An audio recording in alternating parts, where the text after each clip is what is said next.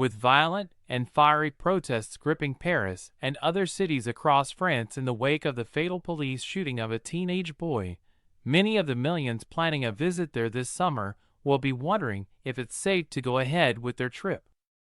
Chaos, destruction, and confrontations have led to curfews in some towns around the capital.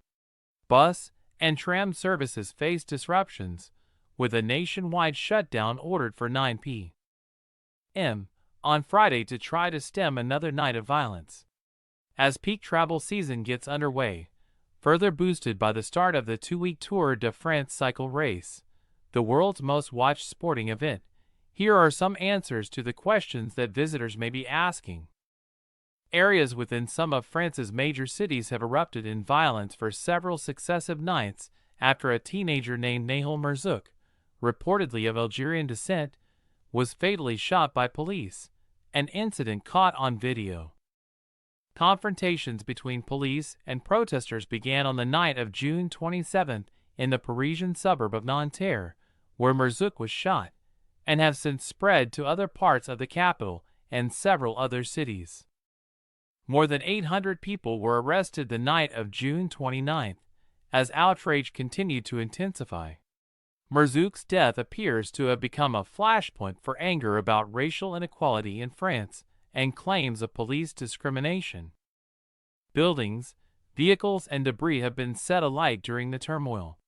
France's president, Emmanuel Macron, has been holding crisis talks amid concerns that the country could see a replay of violence in 2005 that led to a state of emergency. Protests began in Nanterre, a suburb of northwestern Paris' wider metropolitan area. Subsequently, there have been protests in other areas around the capital: Bezons, Gennevilliers, Garges-les-Gonesse, Asnières-sur-Seine, Montreuil, Neuilly-sur-Marne, Clamart, and Meudon. Further out, Trappes, Clergy, Guyancourt, and Vigny-sur-Seine have also been affected.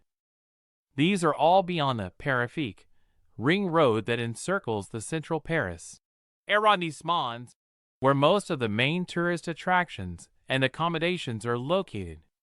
Elsewhere in France, elite raid police have also been deployed to key tourist cities Marseille and Bordeaux in the south, as well as the northern cities of Lille, a stop for the Eurostar train from London, and Roubaix.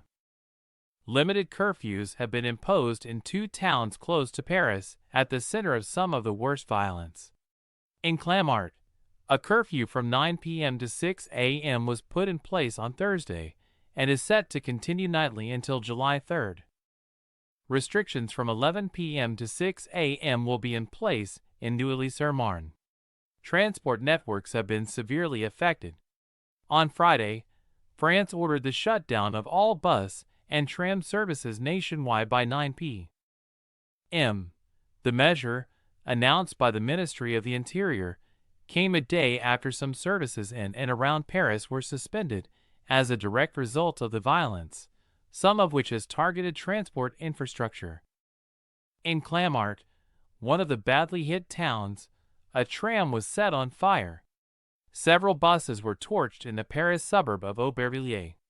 On Friday, some bus services were disrupted in Paris, but the metro system was operating as normal. The Nanterre Prefecture train station was closed. In Lille, bus and tramways were shut down after 8 p.m. on Thursday. On Friday daytime, services were more or less running normally, with some diversions in place. In the southern city of Marseille, public transport was due to stop services at 7 p.m. There has been no disruption to the Eurostar service connecting London, Lille, and Paris as a result of the protests. French intercity trains are also not affected. It's not clear if there will be any further shutdowns or disruptions if the protests continue in coming days, and those using them are advised to check websites for updates before traveling. While the teenager's death and subsequent outrage has sent shockwaves across France, much of life continues as normal. The central areas of Paris, home to the Louvre Art Museum and the Eiffel Tower, have been almost totally unaffected. Likewise, the rural and coastal areas that hosts many visitors. That said, it's not clear at present how long the protests will continue and what further measures the French government will adopt to try to tackle them. Travel advisories from several countries warn of the protests and urge people to monitor the news and check in with tour operators. None have advised against traveling to France altogether. The U.S. State Department issued a security alert on June 29 covering France that highlighted the violent fallout of the shooting of the teenager and warned its citizens to steer clear of trouble spots.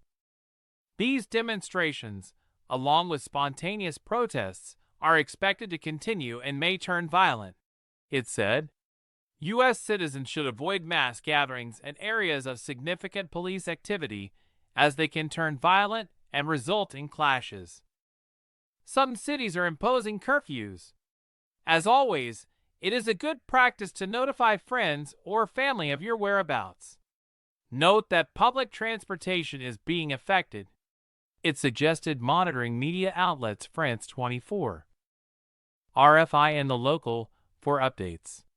AUS Level 2 advisory issued in October 2022 by the State Department remains in place, urging travelers to exercise increased caution in France due to terrorism and civil unrest. The UK Foreign and Commonwealth Office also issued warnings, but stressed most visits to France were without incident. The protests may lead to disruptions to road travel or targeting of parked cars in areas where protests take place. It said on its website, "You should monitor the media, avoid protests, check the latest advice with operators when traveling, and follow the advice of the authorities." It went on to advise travelers to get insurance and noted, around 17 million British nationals visit France every year. Most visits are trouble-free.